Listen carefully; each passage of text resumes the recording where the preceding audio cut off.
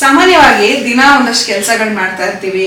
ನಮಗೆ ನಮ್ಮ ಬಗ್ಗೆನೇ ಒಂದು ಪ್ರೈಡ್ ಬರ್ತಾ ಇರುತ್ತೆ. ಓ, ನಾನು ಏನೇನೆಲ್ಲ ಆಕ್ಟಿವಿಟೀಸ್ ಮಾಡ್ತಾ ಇದ್ದೀವಿ, ಎಷ್ಟು ಜನ ನಮ್ಮನ್ನು ಗುರುತಿಸ್ತಾ ಇದ್ದಾರೆ, ನಾನು ಎಷ್ಟು ಹಣ ಸಂಗ್ರಹಣೆ ಮಾಡ್ತಾ ಇದ್ದೀನಿ, ಇದೆಲ್ಲ ಮನುಷ್ಯನಿಗೆ ಗರ್ವ ತರುವಂಥ ವಿಚಾರಗಳು. ಈ ಎಲ್ಲ ಗರ್ವಗಳು ಮನುಷ್ಯನಲ್ಲಿ ಹೆಚ್ಚಾದಾಗ, ಸ್ಪೆಷಲಿ ನನಗೆ ಹೆಚ್ಚಾದಾಗ, ನನಗೆ ಕಾಡುವಂಥ ಒಂದು ಕಗ್ಗ ಯಾವಾಗಲೂ ನೆನಪಿಗೆ ಬರೋದು ಯಾವುದಪ್ಪ ಅಂದರೆ, ಅಕ್ಕಿಯೊಳಗ ಅನ್ನವನ್ನು ಮೊದಲಾರು ಕಂಡವರು, ಅಕ್ಕರದ ಬರಹಕ್ಕೆ ಮೊದಲಿಗನಾರು, ಲೆಕ್ಕವಿರಿಸಿಲ್ಲ ಜಗತ್ತನ್ನಾದಿ ಬಂಧುಗಳ, ತಕ್ಕುವುದೇ ದೆಸ ನಿನಗೆ ಮಂಕುತಿಮ್ಮ ಅಂತ. ಸೊ ಈ ಥರ ಜೀವನದ ಪ್ರತಿ ಹಂತದಲ್ಲೂ ನಮ್ಮನ್ನ ಮೊಟಕಿಸೋಕೆ, ನಮ್ಮ ಜೀವನನ ತಿಳಿಯಾಗಿಸೋಕೆ ಸಾಕಷ್ಟು ವಿಚಾರಗಳನ್ನ DVG ಅವರು ನಮಗೆ ಕೊಟ್ಟಿದ್ದಾರೆ. ಈಗ ಇದೇ ವಿಚಾರದ ಬಗ್ಗೆ ಇವತ್ತಿನ ಗೆಸ್ಟ್ ನಮಗೆ ಸಾಕಷ್ಟು ಮಾಹಿತಿ ನೀಡಲಿದ್ದಾರೆ. ಮಂಕುತಿಮ್ಮನ ಬಗ್ಗೆ ಇರುವಂತಹ ವಿಶೇಷವಾದಂತಹ ಇನ್ಫೋರ್ಟ್ ಹೊನ್ನೊಡಿಗೆ ನಿಮ್ಗೆಲ್ರಿಗೂ ಸ್ವಾಗತ ಕೊಡ್ತಾ ಇದ್ದೀನಿ. ವೆಲ್ಕಮ್ ಟು ಇನ್ಫೋರ್ಟ್ ಹೊನ್ನೊಡಿ. ಕಂಟೆಂಟ್ ಇಷ್ಟ ಆದ್ರೆ ಲೈಕ್, ಶೇರ್ ಅಂಡ್ ಸಬ್ಸ್ಕ್ರೈಬ್ ಮಾಡಿ. ವೆಲ್ಕಮ್ ಟು ಇನ್ಫೋರ್ಟ್ ಹೊನ್ನೊಡಿ. ಇವತ್ತು ನಮ್ಮ ಜೊತೆಲಿದ್ದಾರೆ PS ಕೇಶವ ಮೂರ್ತಿ ಅವರು. ಕಾರ್ಯಕ್ರಮಕ್ಕೆ ಸ್ವಾಗತ. ನಮಸ್ತೆ. ಇವತ್ತು ನಮಗೆ ಕೇಶವ ಮೂರ್ತಿ ಸರ್ ಮಂಕುತಿಮ್ಮನ ಕಗ್ಗದ ಬಗ್ಗೆ ಮಾಹಿತಿ ಕೊಡೋರಿದ್ದಾರೆ. ಸರ್, ಮೊದಲನೇದಾಗಿ ಮಂಕುತಿಮ್ಮನ ಕಗ್ಗದ ಬಗ್ಗೆ ನಿಮ್ಗೆ ಇಷ್ಟೊಂದು ಒಲವು ಯಾಕೆ? ಒಲವು ಯಾಕೆ ಅಂತಂದರೆ, ಒಂದು ಇಷ್ಟ ಆಯಿತು. ಅದರ ಪ್ರತಿಯೊಂದು ಮುಕ್ತಕಗಳು ಇಲ್ಲಿ ಪದ್ಯ ಅಂತ ಹೇಳಲ್ಲ, ಮುಕ್ತಕ ಅಂತ ಹೇಳ್ತಾರೆ. ಮುಕ್ತಕ ಅಂತ ಹೇಳಿದ್ರೆ ಅದು ಇಂಡಿಪೆಂಡೆಂಟ್ ಅಂತ. ಪ್ರತಿಯೊಂದು ಪದ್ಯವೂ ಇನ್ನೊಂದು ಪದ್ಯಕ್ಕೆ ಅವಲಂಬಿಸಿಲ್ಲ. ಸೊ ಆದ್ದರಿಂದ ಆಧಾರ ಇಂಡಿಪೆಂಡೆಂಟ್. 945 ಅಲ್ಲಿ 945 ಮುಕ್ತಗಳಿವೆ. ಅದು ಒಂದಕ್ಕೊಂದಕ್ಕೆ ಲಿಂಕ್ ಇಲ್ಲ, ಅಥವಾ ಒಂದಾದ್ಮೇಲೆ ಇನ್ನೊಂದು ಆ ಥರ ಓದಬೇಕು ಅಂತ ಆಗಲಿ ಯಾವ ಥರ ಇರಲಿಲ್ಲ. ಆದ್ದರಿಂದ ಅದಕ್ಕೆ ಮುಕ್ತಕಗಳು ಅಂತ ಕರೆದು ಇದು ಯಾಕೆ ಅದ್ರ ಮೇಲೆ ಒಲವು ಮೂಡ್ತು ಅಂತಂದರೆ, ಸುಮಾರು ಫಸ್ಟ್ ಟೈಮ್ ನನಗೆ ಅದ್ರ ಮೇಲೆ ಬಂದಿದ್ದು, ಆಮೇಲೆ ಅದು ಹಾಗೆ ನಿಂತೋಯ್ತು. 65 ವರ್ಷದ ಹಿಂದೆ ಒಂದು ಮಂಕುತಿಮ್ಮನ ಕಗ್ಗ ಓದ್ತಾ ಇರ್ಬೇಕಾದ್ರೆ ಆ ಪುಸ್ತಕ ನೋಡಿ ಮೇಲ್ಗಡೆದು, ಅದನ್ನ ಓದ್ತಾ ಇರ್ಬೇಕಾದ್ರೆ ಏನೋ ಇಂಟ್ರೆಸ್ಟ್ ಆಯ್ತು, ತುಂಬಾ ಚೆನ್ನಾಗಿದೆ.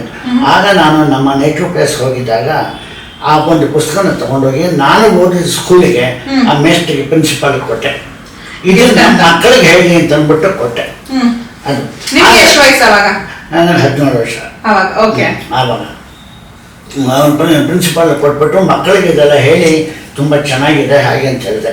ಅಂದರೆ ನಾನೇ ಪೂರ್ತಿ ಓದಿರಲಿಲ್ಲ, ಒಂದು ಅಲ್ಲಿ ಇಲ್ಲಿ ಸ್ಕಿಪ್ ಮಾಡಿ ನೋಡಿದ್ದೆ ಅಷ್ಟೇ. ಆಮೇಲೆ ಅದ್ರ ಮೇಲೆ ಗಮನ ಹೊರಟಾಯ್ತು. ಆಮೇಲೆ ವಿದ್ಯಾಭ್ಯಾಸ ಇದೆಲ್ಲ ಇದಾಯಿತು, ಆಮೇಲೆ ಕೆಲಸಕ್ಕೆ ಸೇರಿದ್ದಾಯಿತು, ಫ್ಯಾಮಿಲಿ, ಹೀಗಾಗಿ ಅದರ ಕಡೆ ಗಮನ ಹೋಗಲಿಲ್ಲ. ಸುಮಾರು 8 ವರ್ಷದ ಕೆಳಗೆ ಇದ್ದಕ್ಕಿದ್ದಾಗೆ ಏನೋ ಓದುವಾಗ ನಾನು ತಿರುವಾಗ್ತಾ ಇದ್ದ ಮೇಲೆ ಯಾವುದೋ ಒಂದು ಪರ್ಟಿಕ್ಯುಲರ್ ಮುಕ್ತಕ ನನಗೆ ಬಹಳ ಇಂಪ್ರೆಸ್ ಆಯಿತು. ನನಗೆ ಗೊತ್ತಿಲ್ಲ ಈಗ ಅದು. ಸೊ ತಿರುವಾಗ್ತಾ ಇದ್ದಾಗ ನಾನು ಮೊದಲೇ ಹೇಳಿದ್ನಲ್ಲ, ಮುಕ್ತಕ ಯಾವ್ದು ಬೇಕಾದ್ರೆ ತೆಗ್ಬೋದು, ಪುಸ್ತಕ ಓಪನ್ ಮಾಡಿದ್ರೆ ನಿಮ್ಗೆ ಯಾವ ಕಣ್ಣಿಗೆ ಬಿಡುತ್ತೋ ಅದನ್ನ ಓದ್ಬೋದು. ಆ ಥರ ಅದೇ ನಮ್ಮ ಅಜ್ಜಿಯಿಂದ ಓದ್ಕೊಂಡ್ಬರ್ಬೇಕಾಗಿತ್ತು ಅಂತಿಲ್ಲ. ಅದು ಯಾವುದು ಅಂತ ನನಗೂ ಜ್ಞಾಪಕ ಇಲ್ಲ, ಬಟ್ ಬಹಳ ಇಂಪ್ರೆಸ್ ಆಯಿತು. ಅದಕ್ಕೆ ಹಾಗೆ ನೋಡೋಣ ಅಂತ ಮುಂದೆ ಹೋದರೆ ಅದೇ ಥರ ಇನ್ನೂ ಬೇಕಾದಷ್ಟೇ ಬಂತು. ತುಂಬ ಚೆನ್ನಾಗಿದೆಯಲ್ಲ ಇದು, ಹೇಳಿಕೆ ಮಾಡಿಕೆ ಸರ್ವಜ್ಞಾನ ಪದಗಳ ಥರ ಒಂದು 4 ಜನ ಸೇರಿದಾಗ ಹೇಳಿಕೆ ಮಾಡಿಕೆ ಚೆನ್ನಾಗಿದೆ ಅಂತ ಅನ್ನಿಸ್ತು.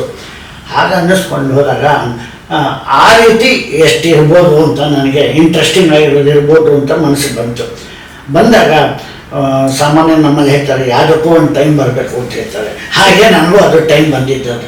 ಆವಾಗ ಪ್ರತಿಯೊಂದು ಪುಸ್ತಕನ ತಿರುಗಬೇಕಾದ್ರೆ ಯಾವ್ಯಾವುದು ನನಗೆ ಬಹಳ ಇಂಟ್ರೆಸ್ಟಿಂಗ್ ಆಗಿ ಕಾಣ್ತೋ ಅದನ್ನೆಲ್ಲ ನಂಬರ್ 4 ಗುರ್ತು ಹಾಕ್ಕೊಂಡೆ. 100 ಮುಕ್ತಗಳನ್ನ ಗುರ್ತು ಹಾಕ್ಕೊಂಡೆ. 100 ಮುಕ್ತ ಗುರ್ತು ಹಾಕೊಂಡು ಅಷ್ಟನ್ನು ಬೈ ಹಾಕಿ ಮಾಡಿದೆ. 100 ಮುಕ್ತಕ ಬರುತ್ತೆ ಇವಾಗ ನಿಮ್ಗೆ? ಬರುತ್ತೆ. ಅಂದ್ರೆ ಮುಕ್ತಕ ಅಂದ್ರೆ ಒಂದೊಂದು ಕಗ್ಗ, ಒಂದೊಂದು ಪದ್ಯ. 100 ನಿಮ್ಗೆ ಬೈ ಹಾರ್ಟ್ ಆಗಿದೆ? ಆಗಿದೆ. ಇಲ್ಲ, ನೋಡಿಲ್ಲ, ಇನ್ನು ಮುಂದೆ ಬರ್ತೀನಿ ಅದಕ್ಕೆ. ಸರಿ, 100 ಇದು ಮಾಡಿಕೊಂಡೆ. ಅಷ್ಟು ಬೈ ಹಾರ್ಟ್ ಮಾಡಿ ಕಂಠಪಾಠ ಮಾಡಿದ ಮೇಲೆ ಮತ್ತೆ ಆ 100 ಬಿಟ್ಟು ಉಳಿದಿದ್ದನ್ನು ಮತ್ತೆ ತಿರುವು ಹಾಕಿದೆ. 600 ಸಿಕ್ತು.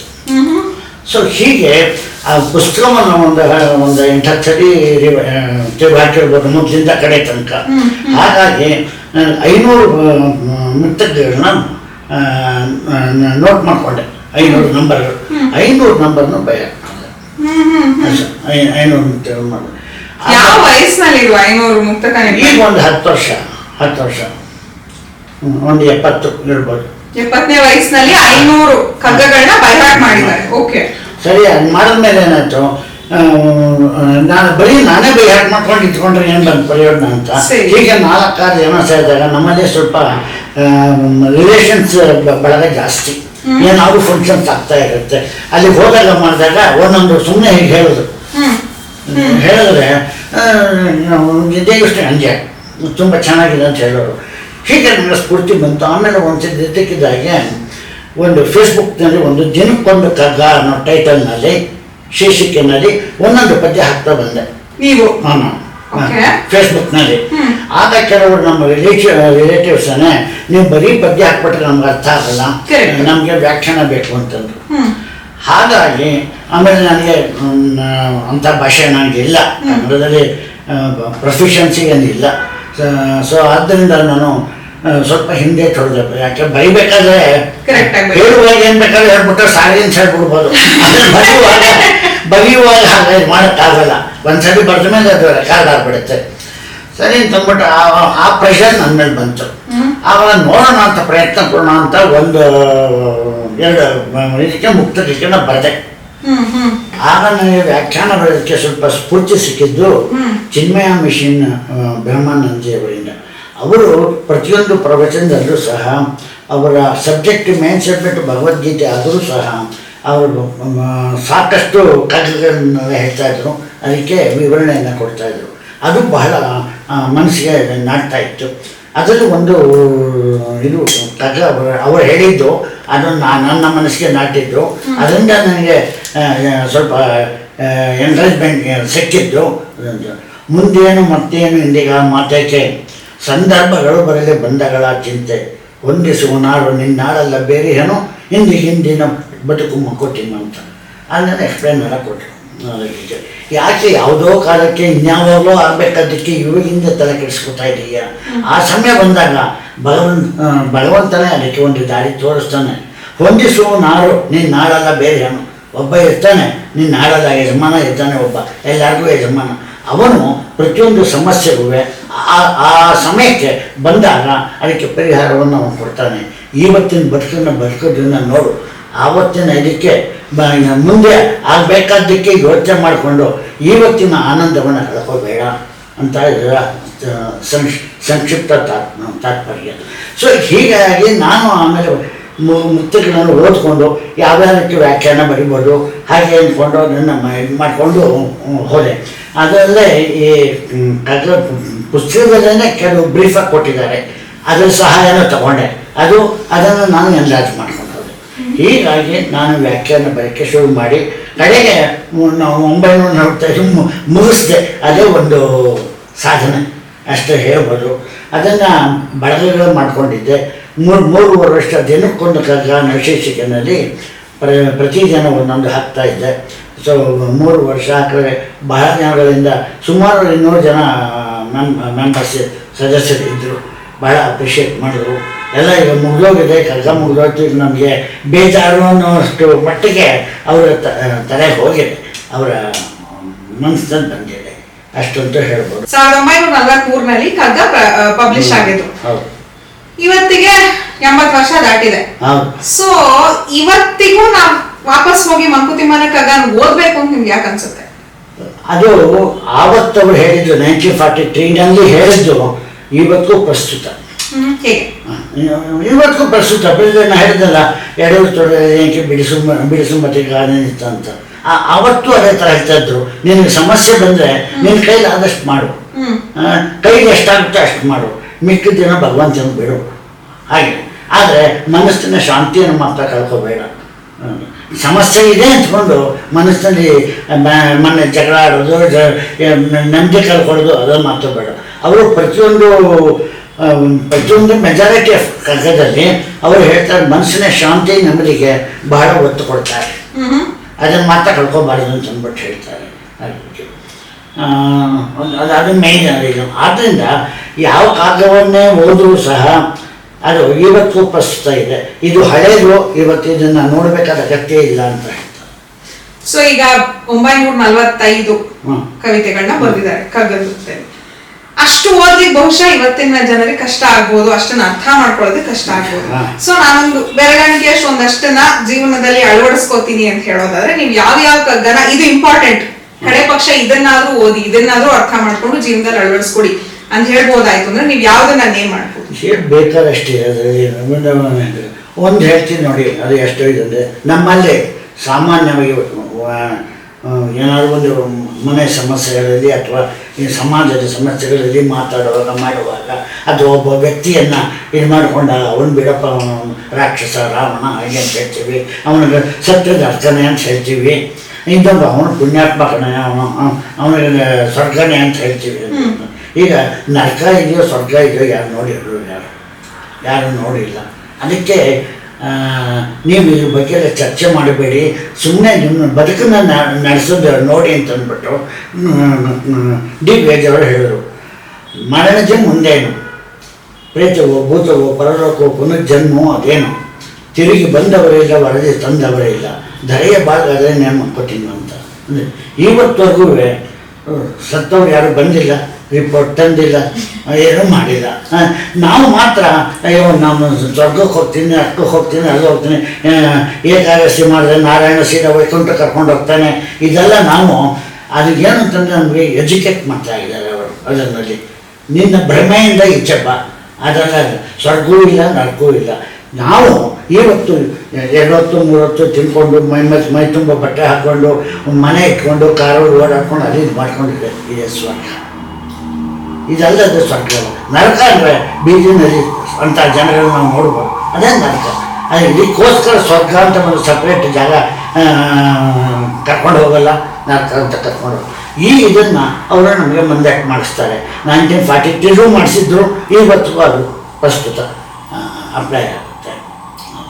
ಹಾಗಾದ್ರೆ ಒಂದು ಸಮಸ್ಯೆ ಬರ್ಬೋದು ನಮ್ಗೆ. ಆದರೂ ಸಹ ನಮ್ಮ ಮನುಷ್ಯರಲ್ಲಿ ಯಾಕೆ ಸುಮ್ಮನೆ ಬಂದು ಬಳಗ ಇರ್ಬೋದು, ಮನೆಯವರೇ ಇರ್ಬೋದು, ಯಾಕೆ ಜಗಳ ಆಡ್ತಾರೆ? ಸಣ್ಣ ಪುಟ್ಟ ವಿಷಯಕ್ಕೆಲ್ಲ ಜಗಳ ಆಡ್ತಾರೆ. ಯಾಕೆ ಆಡ್ತಾರೆ ಅಂತಂದರೆ, ನಾನು ಮೊದಲೇ ಹೇಳಿದಾಗೆ ನಾವು ಇಲ್ಲಿ ಜನ್ಮ ತಾಳಿರುವುದೇ ನಮ್ಮ ಕರ್ಮವನ್ನು ಸಲ್ಲಿಸೋದಕ್ಕೆ. ಅದನ್ನು ನಮ್ಮ ಕರ್ಮ ಸಲ್ಲಿಸಬೇಕು. ಆದರೆ ನಾವು ಹಿಂದೆ ಏನಾಗಿದ್ವಿ ಅಂತ ನಮಗೆ ಗೊತ್ತಿಲ್ಲ. ಅದಕ್ಕೆ ಅವ್ರು ಹೇಳ್ತಾರೆ, ಮೃಗಶೇಷ ವೀರುವನ್ನಕ ಜಗಳ ತಪ್ಪದು ಜಗಲಿ. ಮೃಗಶೇಷ ಅಂದರೆ ನಾವು ಹಿಂದೆ ಯಾವುದೋ ಪ್ರಾಣಿಗಳಾಗೋ ಯಾವುದೋ ಮೃಗವಾಗಿ ಹುಟ್ಟಿರ್ತೀವಿ. ನಾಯಿ ಬೆಕ್ಕು ಏನೋ ಅವೆಲ್ಲ ಜಗಳ ಆಡೋದಾವೆ ನಾಯಿ ಬೆಕ್ಕುಗಳು, ಹಾಗೆ ಏನೋ ಆಗಿರ್ತೀವಿ, ಹುಟ್ಟಿರ್ತೀವಿ. ಅದರ ಕರ್ಮಶೇಷ ಇಲ್ಲಿ ತನಕ ತಂದಿರ್ತೀವಿ. ಆದ್ದರಿಂದ ನಾವು ಜಗಳ ಆಡ್ತೀವಿ. ಮೃಗಶೇಷ ವೀರುವನ್ನಕ ಜಗಳ ತಪ್ಪದು ಜಗಲಿ. ಹಾಗಾಗಿ ಕೊಲದವರು ಹಸಿವಿಂದ ಕೊಂದಾರು, ಟಗರು ಜೂಜು ಸಭೆಯ ರಗಳೆಯೋ ಕುಸ್ತಿಯೋ ಸೊಗಜನಕ್ಕೆ ನವರಂಗ ಮುಖತಿಮ್ಮ ಅಂತ. ಅಂದರೆ ನಾವು ಆ ಜಗಳ ಆಡೋದ್ರಲ್ಲಿ ಏನಾಗುತ್ತೆ, ನಾವು ಕೋಪದಿಂದ ಬಂದವರು ಹಾಗೆ ಅಂದರೆ ದ್ವೇಷದಿಂದ ಮಾಡ್ಬೋದು. ಅದೊಂದು ಅದು ಇಲ್ಲದವರು ಬಂಧು ಬಳಗದಲ್ಲಿ ಅದು ಮಾಡೋಕ್ಕಾಗಲ್ಲ. ಅವ್ರೇನು ಮಾಡ್ತಾರೆ, ಚುಚ್ಚು ಮಾತುಗಳು, ಈಗ ಮನಸ್ಸು ನೋವಾಗೋ ಮಾತುಗಳಿದೆ. ಹಸಿವಿಂದ ಕೊಂಡಾರು ಅವ್ರಂದ್ರೂ ಒಂದು ಮಟ್ಟಿಗೆ ಊಟ ಬಿಟ್ಕೊಡೋದು. ಅವ್ರು ನಾನು ಹಾಗಂದ್ರು ಅಂತ ತಿಂದಿತ್ತು, ಇಲ್ಲ ಇಲ್ಲ ನಂಗೆ ನಿಜನೇ ಬರೋಲ್ಲ ಅನ್ನೋದು. ಹೀಗೆಲ್ಲ ಮಾಡಿ ತಮ್ಮ ಆರೋಗ್ಯ ಹಾಳು ಮಾಡ್ತಾರೆ. ಅವ್ರು ಯಾವುದೋ ಒಂದು ಹೋಗ್ತಾರೆ. ಅದು ಮನುಷ್ಯನ ಸ್ವಭಾವದಲ್ಲಿ ಏನೂ ಆಗಲಿದ್ರೆ ಟಗರು ಜೂಜೋ ಸಭೆಯ ರಗಳೆಯೋ ಕುಸ್ತಿಯೋ ಯಾವುದಾದ್ರೂ ಒಂದಕ್ಕೆ ಭಾಗವಹಿಸಿ ತಲೆನೋವು ತರಿಸ್ಕೊಂಡು ಪ್ರಾಣ ಬಿಡೋದು.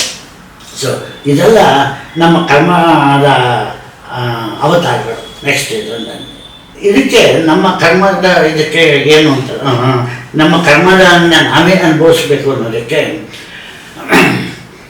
ತನ್ನ ಶಿಲ್ಬೆಯ ತಾನು ಹೊತ್ತನಲ್ಲ ಗುರಿ ಯೇಸು. ನಿನ್ನ ಕರ್ಮದ ಹೊರಗೆ ಬಿಡದ ನೀನೇ ಹೊರು, ಚಿನ್ನ ನಾಗಡೆ ತೊಟ್ಟಿಗೆ ಬಿಗಿದ ಶವಭಾರವನ್ನು ಬೆನ್ನಿನಲ್ಲಿ ಹೊತ್ತನಲ್ಲ ಮುಖತಿಮ್ಮ ಅಂತ. ಯೇಸು ಅವನ ಎಲ್ಲ ಅಷ್ಟೋ ಇದಾಗಿ ಅವನ ಭಗವಂತನ ಸ್ಥಾನದಲ್ಲಿ ಕೂರಿಸಿದ್ದಾರೆ. ಆದರೆ ಅವನ ಶಿಲ್ಬೆಯನ್ನು ಅವನೇ ಹೊತ್ಕೊಂಡು ಹೋಗ್ಬೇಕಾದಂತ ಇದು ಕರ್ಮ. ನಮ್ಮ ಇದಕ್ಕೆ ತಗೊಂಡೆ, ನಿನ್ನ ಹೆಣವನ್ನು ನೀನೇ ಹೊತ್ತು ಸಾಗಿಸಬೇಕು, ಅಣ್ಣ ಬಾ ತಮ್ಮ ಬಾ ಎಂದು ಅಳುವುದೇಕು. ನಿನ್ನ ಹೆಣವನ್ನು ಅಂದರೆ ನಿನ್ನ ಹೆಣ ಅಂದರೆ ನಿನ್ನ ಸಮಸ್ಯೆಗಳು ಅಂತ. ಇಲ್ಲಿ ಹೆಣ ಅಂದರೆ ನಾಟ್ ಡೆಡ್ ಬಾಡಿ, ನಿನ್ನ ಸಮಸ್ಯೆಗಳು ಅಂತ. ಅದನ್ನು ನೀನು ಬಗೆಹರಿಸ್ಕೋಬೇಕು. ಅಣ್ಣ ಬಾ ತಮ್ಮ ಬಾ ಅಂತ ಹೇಳೋದು ಯಾಕೆ? ನಮ್ಮ ಅಣ್ಣ ನಂಗೆ ಸಹಾಯ ಮಾಡಲಿಲ್ಲ, ನಮ್ಮ ತಮ್ಮ ನಂಗೆ ಸಹಾಯ ಮಾಡಲಿಲ್ಲ, ಅವ್ರು ಮಾಡಲಿಲ್ಲ, ಇವ್ರು ಮಾಡಲಿಲ್ಲ ಅಂತ ಯಾಕೆ ಹೇಳ್ತಾರೆ? ನೀನು ನೋಡೋದೇ ಚೀಟೆ, ಜನದ ತಂಟಗಳ ಸೌದವರಿ ಮಣ್ಣ ತರ್ಪಣ ನಿನಗೆ ಮುಕ್ಕುತ್ತೀನಿ. ಸೊ ಹೀಗೆ ಆ ಕರ್ಮವನ್ನು ಅವರು ಬಿಟ್ಟರೆ ಅವರೇ ಅನುಭವಿಸ್ಬೇಕು ಅಂತ ಬೇರೆ ಅನುಭವಿಸೋಕ್ಕಾಗೋದಿಲ್ಲ. ಇದಕ್ಕೆ ಒಂದು ಮಹಾಭಾರತದ ಒಂದು ಸಾಕ್ಷಿ ಏನು, ಅದೇ ಕುರುಕ್ಷೇತ್ರ ಯುದ್ಧ ನಡೆದ ಮೇಲೆ ಕೃಷ್ಣ ವಾಪಸ್ ಹೋಗ್ತಾ ಇರ್ಬೇಕಾದ್ರೆ ಎಲ್ಲರಿಗೂ ಹೇಳ್ಬಿಟ್ಟು ಹೋಗ್ತಾನೆ. ಒಂದು ಧೃತರಾಷ್ಟ್ರ ಅಂತ ಬರ್ತಾನೆ. ಅವನು ಕೈ ಮುಗಿದಾಗ ಧೃತರಾಷ್ಟ್ರ ಹೇಳ್ತಾನೆ, ಕೃಷ್ಣ ನಿನ್ನ ಗೊತ್ತಿದ್ದದ್ದೇನೂ ಇಲ್ಲ, ನನಗೆ ಯಾಕೆ ಹೀಗಾಯಿತು ಅಂತಂದು. ಏನು ಅಂತಂತಾನೆ. ಅಲ್ಲ, ನನಗೆ 100 ಮಕ್ಕಳು ಹೋಗ್ಬಿಟ್ರು, ಪಾಂಡವ್ರಿಗೆ 5 ಜನನೇ ಇದ್ದಾರೆ, ನನಗೆ 100 ಮಕ್ಕಳು ಹೋಗ್ಬಿಟ್ರು, ಏನು ಅಂತ ಅಂದ್ಬಿಟ್ಟು. ಆಗ ಅವನು ಹೇಳ್ತಾನೆ, ನೀ ಕೇಳಲೇಬೇಕು ಅಂತ ಹೇಳ್ತೀನಿ, ನಿನ್ನ ಹಿಂದಿನ 50ನೇ ಜನ್ಮದಲ್ಲಿ, ಹಿಂದಿನ ಜನ್ಮ ಅಲ್ಲ, ಹಿಂದಿನ 50ನೇ ಜನ್ಮದಲ್ಲಿ ನೀನು ಬೇಡನಾಗಿದ್ದೆ. ಆಗ ನೀನು ಬೇಟಾಡೋಕ್ಕೆ ಹೋದಾಗ ಒಂದು ಮರದ ಕೆಳಗೆ ಆ ತಾನೇ ಮೊಟ್ಟೆ ಹೊಡೆದು ಮರಿಗಳಾಗಿ 100 ಮರಿಗಳಿತ್ತು. ನೀನು ಅದನ್ನು ಭಾಳ ಇದರಿಂದ ಸಂತೋಷದಿಂದ ಅದನ್ನ ಎತ್ಕೊಂಡ್ಬಂದು ಬೇಯಿಸಿ ತಿಂದ್ಬಿಟ್ಟೆ. ಆಗ ಅದರ ತಂದೆ ಗಂಡು ಪಕ್ಷಿ ನೋಡ್ಕೊಂಡು ತುಂಬ ದುಃಖ ಪಡ್ತಾ ಇತ್ತು. ಸೊ ಈಗ ನಿನಗೆ ಆ ಮಾಡಿದ ಪಾಪಕ್ಕೆ ಈಗ ಇದಕ್ಕೆ ಪ್ರಾಯಶ್ಚಿತ್ತ, ನಿನ್ನ 100 ಮಕ್ಕಳನ್ನ ಕಳ್ಕೊಬೇಕಾಯ್ತು ಅಂತಂದ್ರೆ. ಹಾಗಾದರೆ ಕರ್ಮ ನನ್ನ ಅಲ್ಲಿಂದ ಇಲ್ಲಿ ತನಕ ಒಪ್ಪಿಸ್ಕೊಂಡ್ಬಂತಂದರೆ ಹೌದು, ಅವರವ್ರು ಮಾಡಿದ ಕರ್ಮ ಅವರೇ ಅನುಭವಿಸ್ಬೇಕು. ನಿನಗೆ 50 ಜನ್ಮದಲ್ಲಿ ಕೆಲವು ಪುಣ್ಯ ಕೆಲಸ ಮಾಡಿದೆಯೇ, ಅದಕ್ಕೆ ಈ ಜನ್ಮದಿಂದ 100 ಮಕ್ಕಳಾಯಿತು ಅಂತಾನೆ. ಹಾಗಾದರೆ ಕರ್ಮ ನಮ್ಮನ್ನು ಬಿಡೋದಿಲ್ಲ ಅಂದರೆ ಬಿಡೋದಿಲ್ಲ, ಅವರವನ್ನೇ ಕರ್ಮ ಬೇರೆ ಯಾರ ಹತ್ರಕ್ಕೂ ಹೋಗಲ್ಲ, ನಿನ್ನ ಕರ್ಮ ನಿನ್ನ ಹತ್ರಕ್ಕೆ ಬರುತ್ತೆ. ಉದಾಹರಣೆಗೆ ನೀನು ಮೈದಾನದಲ್ಲಿ ಒಂದಷ್ಟು ಹಸುಗಳು ಕರುಗಳು ಬಿಟ್ಬಿಟ್ರೆ ಕರು ತನ್ನ ತಾಯಿ ಹಸೋತ್ರಕ್ಕೆ ಹೋಗುತ್ತೆ, ಬೇರೆ ಹಸೋತ್ರಕ್ಕೆ ಹೋಗೋದಿಲ್ಲ. ಹಾಗೆ ಕರ್ಮನೂ ಅಷ್ಟೇ, ಅವರ ಹತ್ರಕ್ಕೆ ಅವ್ರು ಮಾಡಿದವ್ರ ಬೆನ್ನನ್ನೇ ಅಂಟಿಸ್ಕೊಂಡು ಬರುತ್ತೆ. ಇದು ಕರ್ಮ ಸಿದ್ಧಾಂತದ ಇದು. ಆಮೇಲೆ ಗಾಂಧಾರಿ ಹತ್ರ ಹೋಗ್ತಾನೆ, ಗಾಂಧಾರಿ ಶಾಪ ಕೊಡ್ತಾಳೆ, ಅದು ಬೇರೆ ಕಥೆ. ಅದು ಕೃಷ್ಣನ್ ಕೂಡ ಕರ್ಮ ಬಿಡೋದಿಲ್ಲ, ಕೃಷ್ಣಗೂ ಬಿಡಲಿಲ್ಲ ಅದು ಹಾಗೆ.